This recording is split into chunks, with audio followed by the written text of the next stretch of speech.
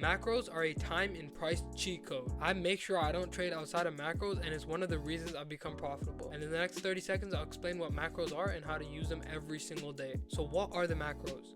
Macros are basically the last 10 minutes of the hourly candle and the first 10 minutes of the next hourly candle. And in this case right here, you can see we have all the macros right here. And I like to set the 950 to 1010 macro and the 1050 to 1110 macro.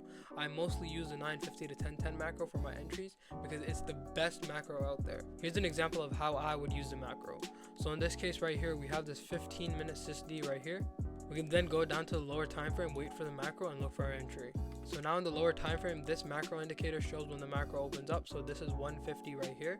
And as you can see, we're going to be taking our trade in between 950 and 1010.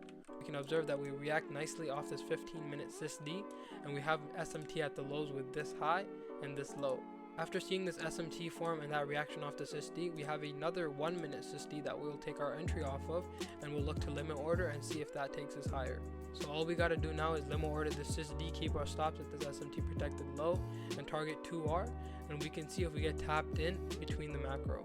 As you can see, we get tapped in right here inside the 1010 macro. This is on the 958 candle, and we can see that it delivers swiftly in this 950 to 1010 macro. Always remember that it's not just price that we look at, there's also a time component. And if you want a free PDF on macros and understanding time components in a greater detail, comment time and I'll send you one for free.